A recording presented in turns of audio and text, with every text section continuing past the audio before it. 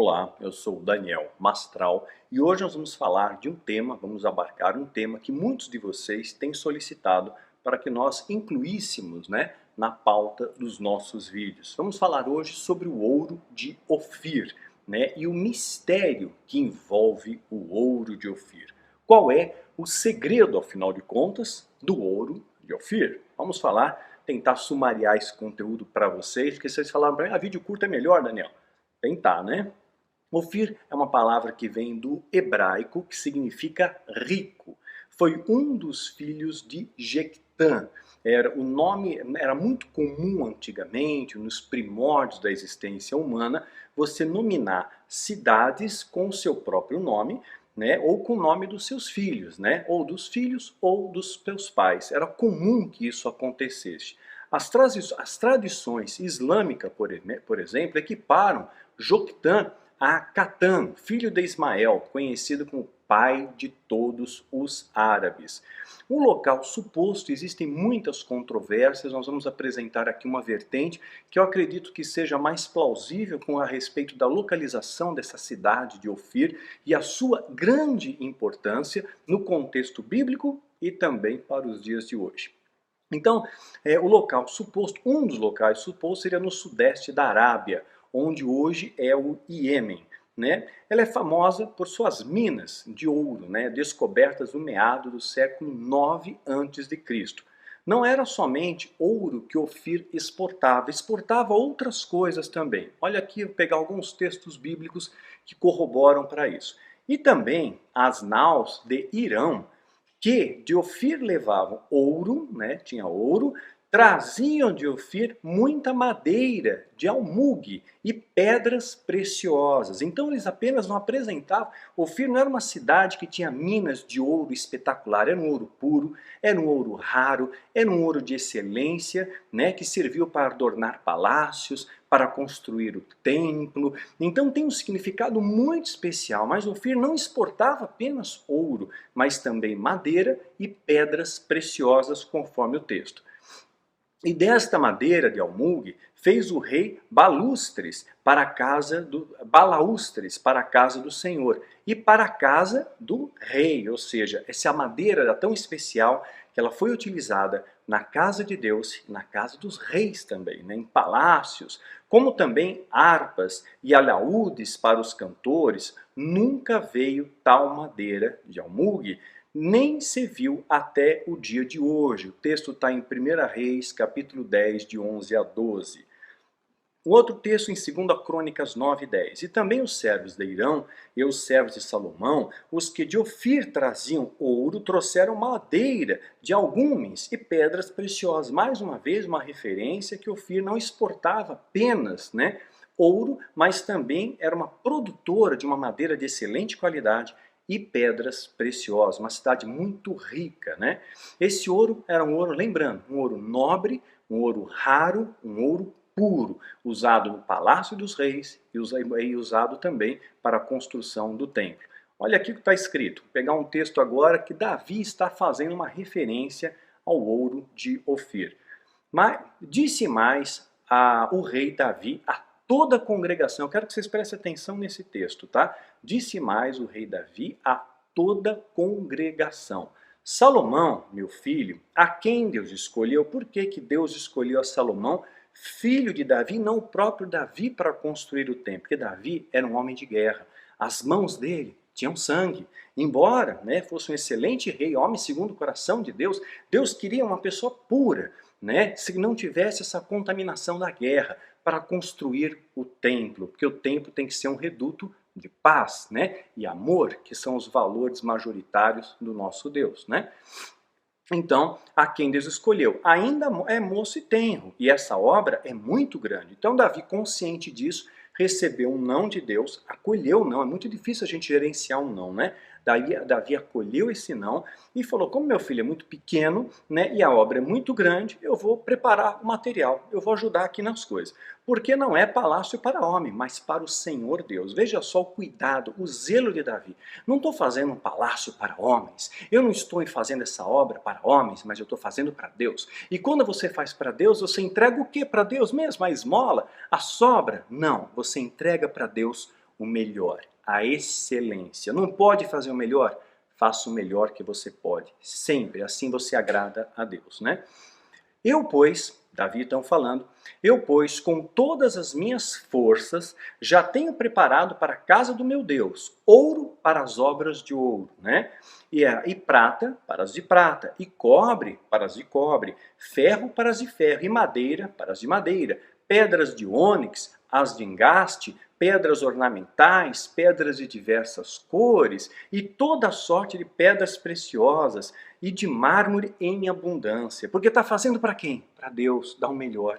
Não dá esmola, não dá sobra.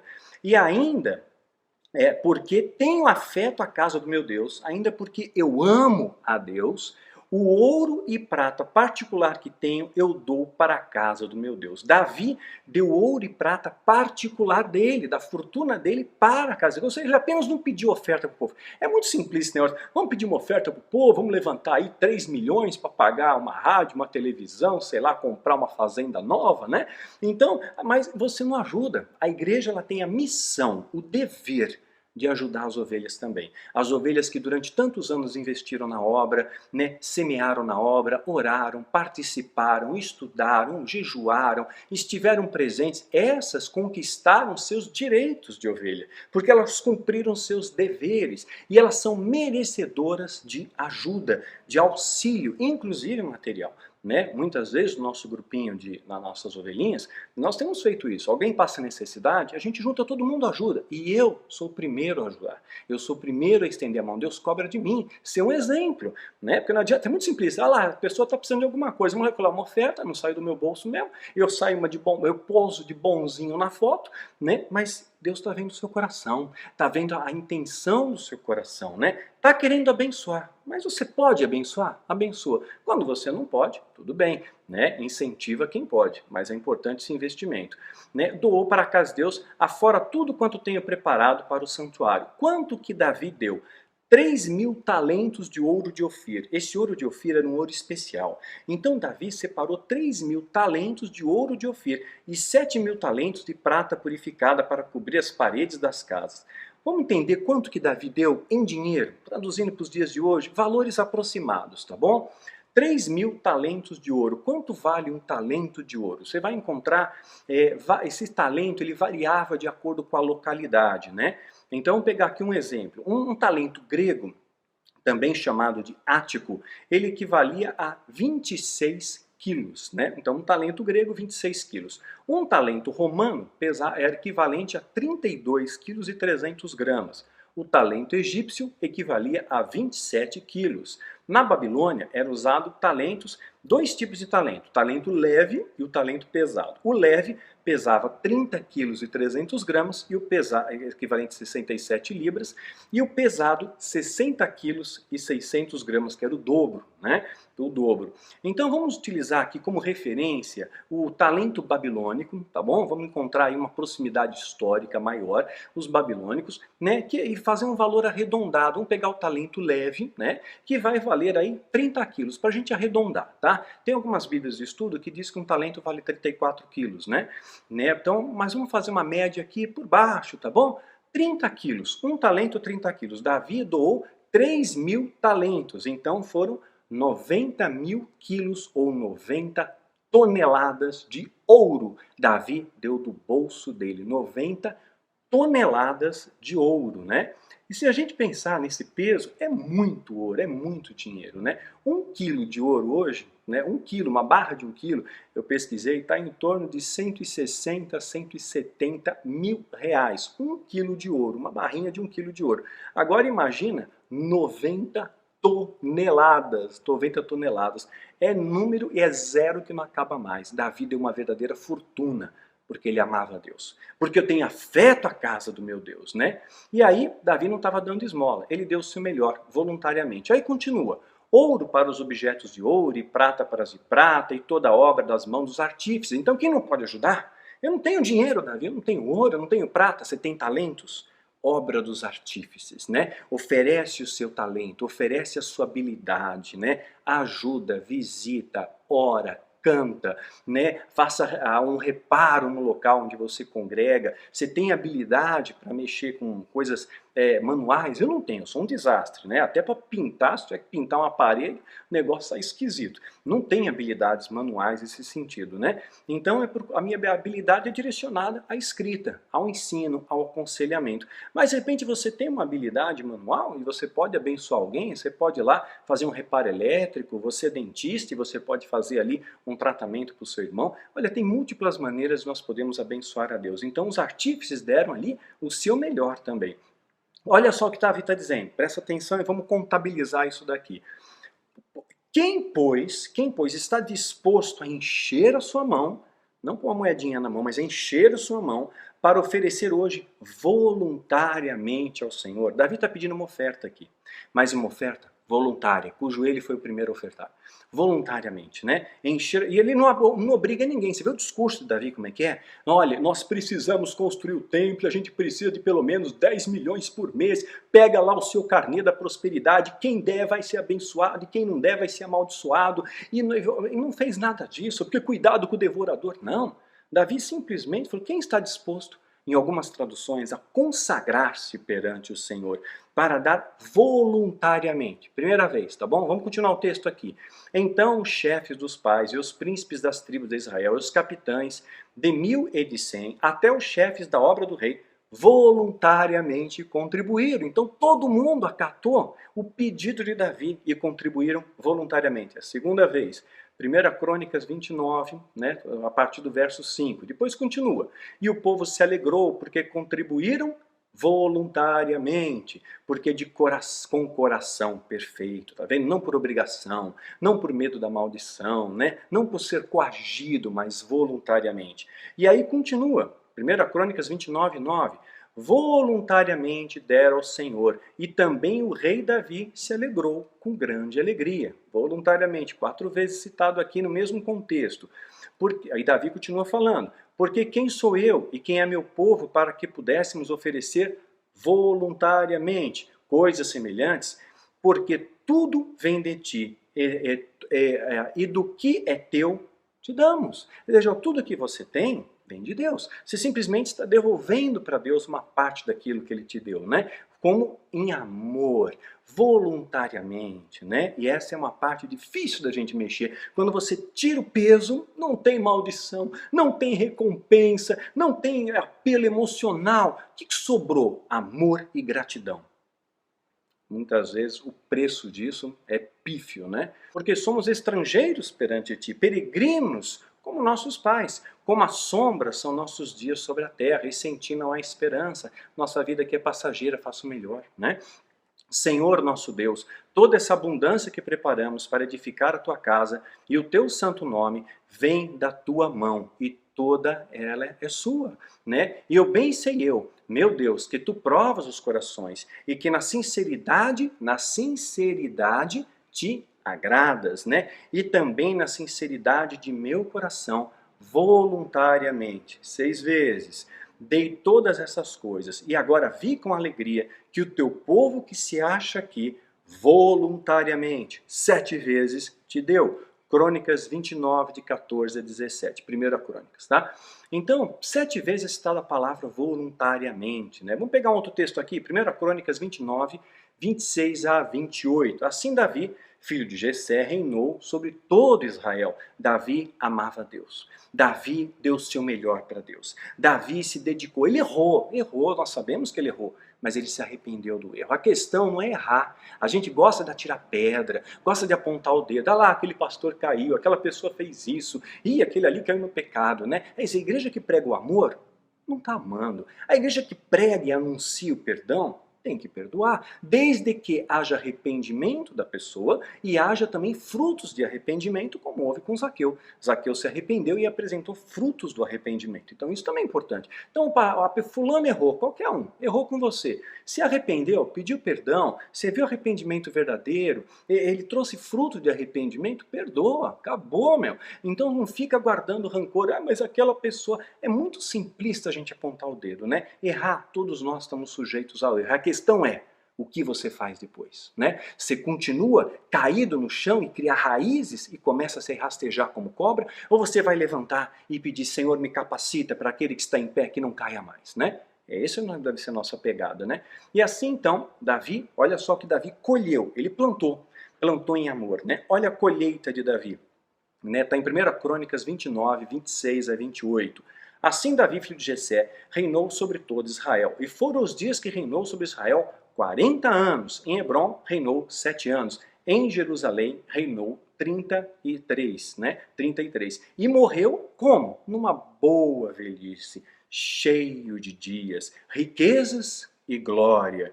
E Salomão, teu filho, reinou em seu lugar. Por que que Davi morreu cheio de riquezas e glória? Porque ele não buscou para si mesmo nem riqueza e nem glória. Por que que Deus deu a Salomão riquezas? Porque o que você quer, Salomão? Quero sabedoria. Então, onde está seu coração, onde está seu tesouro. Então, além de sabedoria, vou te fazer um homem rico.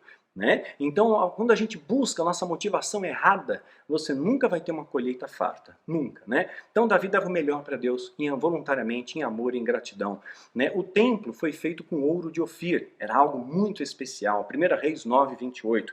Vieram de Ofir e tomaram de lá 420 talentos e os trouxeram ao rei Salomão. Quer dizer, além de tudo aquilo que já tinha separado de ouro, ainda Salomão mandou buscar mais 420 talentos de ouro. Devia ser para dar um acabamento, né? Mais 420 de ouro, 4 talentos de ouro. Né? Onde era então situada essa cidade de Ofir? Apenas um local, uma curiosidade aqui.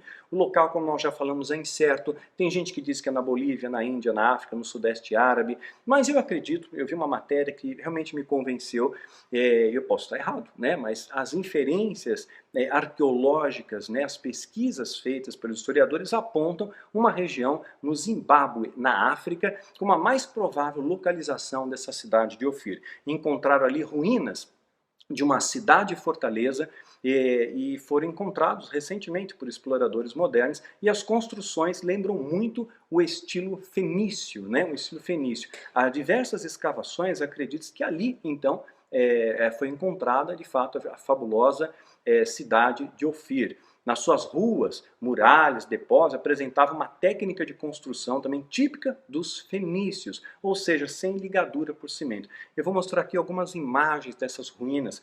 Poderia ser ali, tá? No Zimbábue é uma probabilidade que isso aconteça, né? Inclusive encontraram ali algumas minas de ouro, né? Já bastante extraíram muito ouro, já estão bastante desgastadas, mas calcula-se que aproximadamente cerca de 2 milhões de libras esterlinas foram extraídas ali em ouro só para Salomão, né? Só para Salomão. Lembra que diz lá, era o peso em ouro que se trazia a Salomão, 666 talentos. Então, a total, eles acreditam que foi em mais ou menos 2 milhões de libras esterlinas, né? Então, a origem do nome, como nós já falamos, muitas vezes tem ligado ao nome de uma pessoa, né? Então, pegar aqui Gênesis 10, 29. A Ofir, Avilá e Jobabe, perdão. Todos esses foram os filhos de Joctã. Então, Ofir era um dos filhos de Joctã. Joctã, ele fez muitos filhos, teve filho pra caramba, né? Quer dizer, numa época, claro, não tinha TV, não tinha internet, não tinha celular, WhatsApp, né? Vai fazer o quê? Né? E olha aqui uma coisa, como é comum essa questão de dar nome. Em Gênesis, no capítulo 4, verso 16 e 17, diz assim: Saiu Caim diante a face do Senhor e habitou na terra de Nod, do lado oriental do Éden, e conheceu Caim a sua mulher, e a ela concebeu e deu à luz a Enoque. E este edificou uma cidade e chamou o nome da cidade conforme o nome do seu filho, Enoque. Então era um costume, quer dizer, ele batizou o nome da cidade, ele fundou uma cidade e batizou aquela cidade com o nome do seu filho. Então era comum esse tipo de coisa, né? Agora, uma coisa curiosa, a cidade de Ofir é tão antiga que cerca de 600 anos antes da construção do templo, nós já vamos ver uma citação de Ofir no livro de Jó, né, que remete a um espaço temporal de aproximadamente 600 anos antes do início da construção do templo. Né? Está em Jó 28, 16. Nem se pode comprar por ouro fino de Ofir, nem pelo precioso ônix, nem pela safira. Está fazendo uma citação aqui ao ouro fino de Ofir, no livro de Jó. Quer dizer, uma cidade antiga e produzia ouro pra caramba, né? Olha aqui, Salmo 45, 9, também fala do ouro de Ofir. E as filhas dos reis estavam entre tuas ilustres mulheres. À tua direita estava a rainha, ornada de finíssimo ouro de Ofir, né? Era moda naquele tempo, o negócio era algo extraordinário, né? Adornava também palácios e o templo. Vamos pegar um texto? Portanto, as mãos se debilitarão e o coração de todos os homens se desanimará.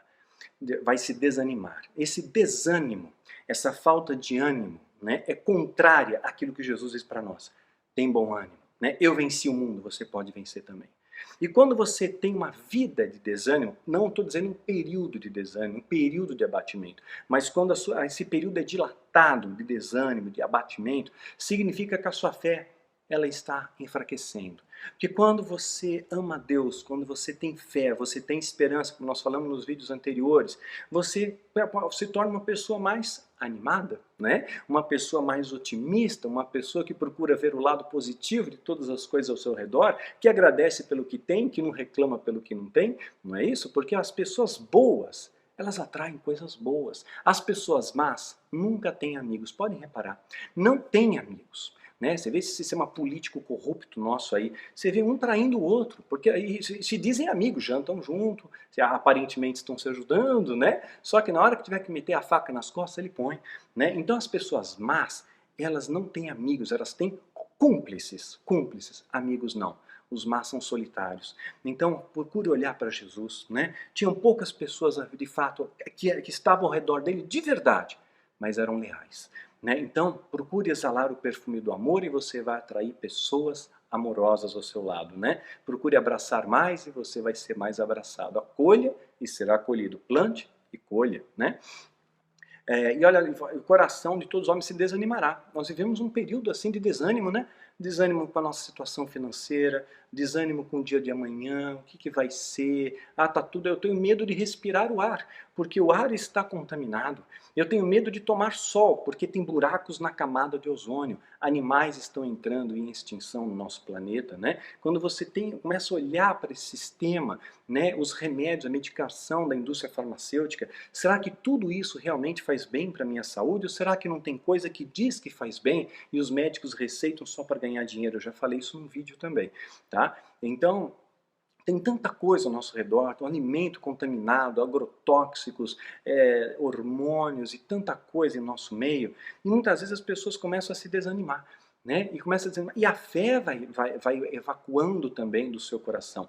Não deixe a sua fé esfriar, porque é maior aquele que está em nós que aquele que está no mundo. Não se preocupa com essas coisas, né? Porque o que contamina o homem não é o que entra pela boca, é o que sai da boca. Então, em tudo dai graças. Esse é o segredo de você ter uma vida em abundância. E aí o texto continua nos exortando, e assombrar-se-ão, e a poder serão deles dores tais, e se angustiarão, como mulher com dores de parto. Está falando aqui do final dos tempos. Está falando aqui do cenário do Apocalipse, tá? Está chegando, os sinais estão ao nosso redor. Ah, Deus não pode atrasar isso? Não. Olha lá na Bíblia. Tem dia, tem mês, tem hora e tem ano. Está lá em Apocalipse, dá uma olhada lá. Procura na sua concordância, não vou dar tudo mastigadinho não, mas está escrito na Bíblia. Tem hora, tem dia, tem mês e tem ano. Está em Apocalipse. Né? Deus determinou o dia, a hora, o mês e o ano. Isso vai acontecer, nós não vamos impedir que aconteça, tá bom?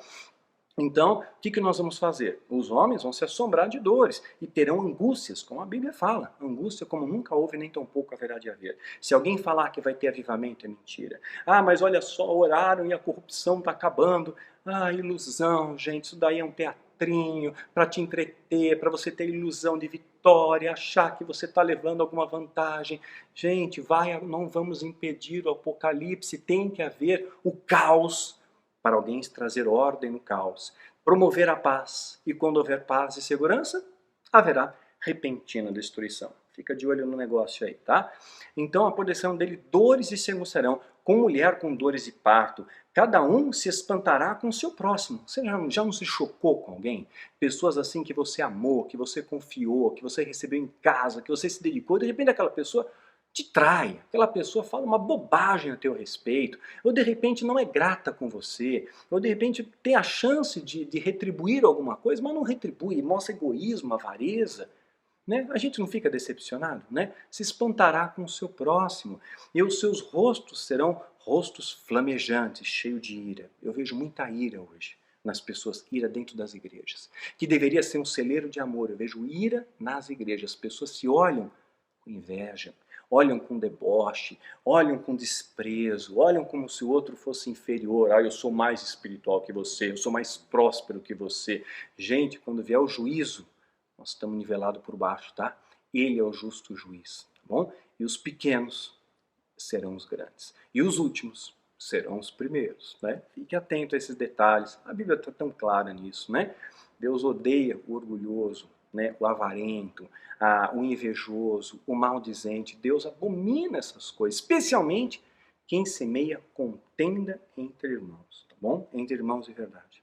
Porque existem lobos no nosso meio que querem só espalhar contenda, só querem criar tumulto, só querem vir literalmente o circo pegar fogo. Se afasta desses, tá bom? Isso vai ser saúde para os seus ossos, vida para a sua vida, né? Eis que vem o dia do Senhor. O dia do Senhor é o dia que Deus estabelece a sua justiça no mundo, no seu juízo e justiça. Os primeiros 3 anos e meio do cenário do Apocalipse, o anticristo tem poder e vai tocar fogo na terra, né? Vai criar o terror aqui. Eu acredito que a igreja passa por essa primeira etapa. Precisa purificar, porque tem muito joio no nosso meio. A segunda metade, os outros 3 anos e meio, é o dia do Senhor, é a ira de Deus. Você não tem como se esconder disso. Não há para onde correr, não há para onde correr. Por isso que já gravamos o vídeo.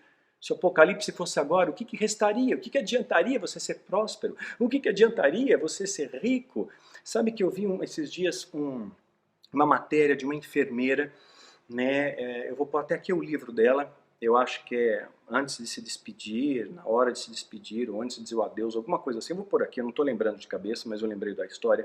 Uma enfermeira, ela fez uma pesquisa com os pacientes terminais, né? Ela era enfermeira de pacientes terminais, ela acabou até escrevendo um livro colocando os 5 maiores arrependimentos que as pessoas têm no leito de morte. 5 maiores arrependimentos. Sabe o que as pessoas se arrependeram? Ah, eu me arrependi porque eu queria ser mais rico, eu queria ser mais próspero, Daniel. Ah, eu queria ter sido mais famoso, eu queria ter mais poder, eu queria ter recebido a unção do líder, profeta apostólico e sei lá o que mais, né? Eu queria ter viajado para Paris, eu queria ter um jatinho, eu queria tanto uma fazenda, eu queria um carro importado, né? Eu queria um canal de televisão, eu queria um programa de rádio, né? Eu queria um Rolex, eu queria... Não, sabe o que as pessoas queriam de verdade? Ser feliz. Eu queria ter sido mais feliz. Eu queria não ter trabalhado tanto. Eu me dediquei tanto ao trabalho, eu gastei minha saúde para ganhar dinheiro, agora eu gasto meu dinheiro para reconquistar a saúde. Eu queria ter convivido mais tempo com os meus amigos de verdade. Eu queria ter sido mais eu mesmo para todos ao meu redor, expressado melhor os meus sentimentos em vez de encolhê-los e criar uma representação perante a sociedade. Esse, inclusive, é um livro, tema de um livro de um filósofo alemão que Einstein admirava muito, Arthur Schopenhauer. Ele escreveu um livro chamado A Vida como Vontade e Representação. Fala exatamente isso. Muitas vezes a gente omite os nossos desejos genuínos, lícitos, tá? Não estou falando desejo vil, né? Mas um desejo lícito, em prol de agradar os outros. Ah, eu vou agradar, então eu não vou comentar isso, eu não vou falar de Jesus para essa pessoa, eu não posso, está todo mundo falando errado, está todo mundo mentindo, eu vou mentir também, porque se eu falar a verdade, eu vou ser crucificado. Então você dança conforme a música. Isso faz você uma pessoa infeliz, isso faz você uma pessoa desanimada. E a Bíblia já diz que isso vai acontecer, né? Então as pessoas criam personagens para ser mais bem aceitos. Ah, então eu tenho que ser divertido, eu tenho que rir o tempo inteiro. Não, tem dias que você está triste, tem dias que você está irritado. Você não precisa ser feliz o tempo inteiro, né? Porque Paulo passou por abatimento, o próprio Jesus chorou, né? Elias pediu a morte. Então há momentos de abatimento, sim, nós passamos por isso. Não adianta você vender uma imagem triunfalista que crente não tem problema, que crente não falta dinheiro às vezes para comida em casa, que você de repente não pode ficar doente, porque se você não for curado, é culpa sua. E não é culpa do pastor que orou, porque ele teve fé, mas é culpa sua, porque você tem ilegalidade, tem um pecado. Mas a Bíblia diz que Eliseu morreu da doença que ele tinha. Não foi porque tinha demônio. Né? Paulo, por alguma razão, não foi usado por Deus para curar o seu filho, que ele chamava de filho Timóteo, né? Que tinha muitos problemas de estômago. Né? Então, muitas enfermidades, a Bíblia diz isso textualmente. Paulo aconselha, põe um pouco de vinho na tua água, a água era muito alcalina. Né? Então, o lenço e avental de Paulo curava o enfermo, por alguma razão, não curou Timóteo, deixou Trófimo doente em Mileto. Olha a situação do Trófimo, já chama Trófimo, ainda continuou doente. Então nem sempre Deus cura. Então às vezes o crente vai passar por luta, vai ficar doente, vai ficar desempregado, mas ainda que você atravessar o vale da sombra da morte, meu irmão, minha irmã, o Senhor está com você. Então não adianta você querer vender uma imagem triunfalista, porque nós somos humanos, carne e osso. E carne e osso chora, carne e osso sangra, carne e osso se cansa e se abate. A questão é que nele nós renovamos as nossas forças, renovamos a nossa esperança, recarregamos as nossas baterias espirituais. Por isso nós temos que manter a chama da fé acesa no nosso coração, porque se a chama da fé não está acesa, sabe o que acontece? Você desanima, você desiste. E o arrependimento das pessoas no final da vida não está nada ligado a dinheiro. E o que te oferece nos altares hoje? Ilusões, para você correr atrás do vento. Te oferece a prosperidade, o milagre, o dinheiro, a fama, só que no final da vida isso não vale nada. No final da vida, você vai trazer uma reflexão para você e vai ver que não adianta você ter todas essas coisas, porque você não teve o principal, que a alegria no Senhor é a tua maior força. E as estrelas dos céus e as suas constelações não darão a sua luz, e o sol se escurecerá ao nascer, e a lua não resplandecerá com a sua luz. O que isso pode ser? Se tiver um ataque nuclear, vai levantar uma poeira tão grande, uma erupção vulcânica, pode cobrir a Terra de poeira, de pó, e o céu poderá ficar totalmente escuro. Inferência aqui, né? Visitarei sobre o mundo a maldade, e sobre os ímpios a sua iniquidade. Quem vai visitar? O diabo? Não. É Deus, é o dia da justiça, você não tem como escapar disso, né? E farei cessar a arrogância dos atrevidos. Sabe como Deus detesta arrogante? Gente metida, gente soberba, gente que se acha. Gente, é insuportável ficar perto de gente assim, não é? Eu não suporto, né? Abaterei a soberba dos tiranos, né? E aí, olha só, o grande finale aqui, ó. Farei que o homem seja mais precioso do que o ouro puro. Deus está dizendo, farei que você seja, que eu seja, mais precioso que o ouro puro e mais raro que o ouro fino de Ofir. Farei com que o homem seja mais precioso do que o ouro puro, né? E mais raro que o fino ouro de Ofir. Então o ouro de Ofir era um ouro raro. Então está dizendo que no final dos tempos, o que vai acontecer? No final dos tempos, haverá raridade de homens e mulheres bons. Haverá menos bondade, menos amor, menos fé. Mas esses que perseverarem nesses valores, Deus tem uma recompensa especial, tem um galardão, tem uma coroa, né? Porque são preciosos e raros como o ouro fino de Ofir. Esse é o remanescente fiel, meus irmãos. Esse é o verdadeiro e legítimo remanescente fiel. Porque quando a coisa pegar, quem vai estar em pé?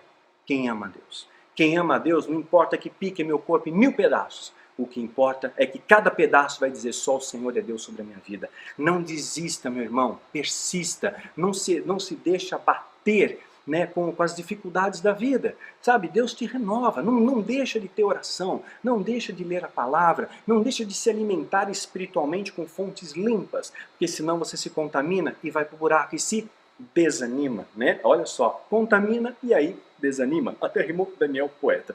Né? Então, no final dos tempos, o amor de quase todos se esfriará, quase todos, mas aqueles que tiverem amor no final dos tempos, amor a Deus acima de todas as coisas e ao próximo como a ti mesmo, é como o ouro de Ofir.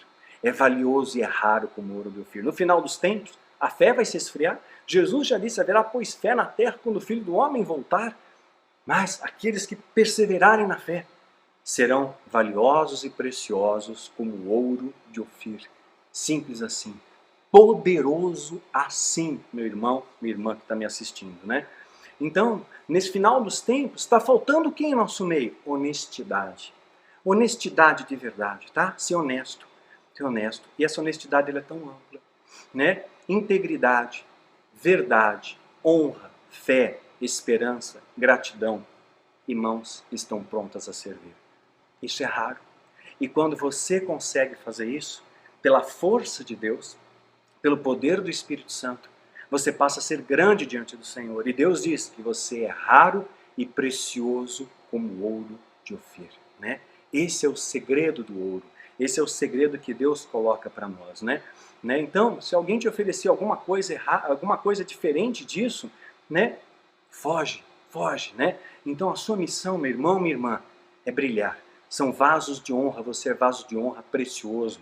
Nós somos vasos de barro, mas temos um tesouro dentro de nós, temos o ouro de Ofir, temos o amor, temos a fé, temos a esperança, né? Olha só o que diz aqui um texto maravilhoso, vou ler o último texto aqui. Dirige os meus passos nos teus caminhos, para que as minhas pegadas não vacilem. Quem dirige? Deus. É a sua oração, tem que ser feita assim. Né? Dirige os meus passos aonde? Nos teus caminhos, não no meu. Não na minha vontade, não no caminho que dizem para eu trilhar, para fazer média, para agradar os homens, mas é nos meus caminhos para que as minhas pegadas não vacilem, para que você não erre o caminho. Eu te invocarei, ó Deus, pois me queres ouvir. Inclina para mim os teus ouvidos e escuta as minhas palavras. Cada vez que você fala, Deus inclina o ouvido. Como um filho inclina o ouvido para o que como um pai inclina o ouvido para ouvir o que o filho tem a dizer. Fala, meu filho, eu estou te ouvindo, né? Faze maravilhas as tuas beneficências, e tu livras aquele a quem em ti confiam. Livra em quem confiam, livra em quem tem fé, em quem tem relacionamento. Esses serão poupados das grandes dores. Nós vamos ser levados para a presença do Senhor. Dos que se levantam contra a tua destra. Guarda-me como a menina do olho. Você é menina dos olhos de Cristo. Esconde-me debaixo da sombra das tuas asas. Você é guardado e protegido quando você honra a Deus, né? Dos ímpios que me oprimem, dos meus inimigos mortais que andam me cercando. Deus vai te guardar dos inimigos, dos ímpios que te oprimem, das pessoas que te humilham, das pessoas que te apontam o dedo, das pessoas que te invejam. Deus é o justo juiz. Não faça nada. Não faça nada. Sabe? Não revida. Ora por essas pessoas e deixa nas mãos de Deus. Perdoa, não carrega mágoa e deixa nas mãos de Deus. Anda na terra como cidadão dos céus. Isso aqui está no Salmo 17, de 5 a 9. Então, o resumo dessa história, o que eu poderia deixar de lição para você aqui? Brilhe como ouro puro de Ofir. Não deixa que esse sistema à nossa volta venha contaminar o seu coração, venha contaminar os seus valores. Se alimente de fontes limpas. Se purifique a cada dia com uma vida de oração, com uma vida de retidão, com uma vida de integridade. Faça você a diferença. Você é como ouro de Ofir, raro, puro e extremamente maravilhoso. Que Deus te abençoe e te guarde, querido.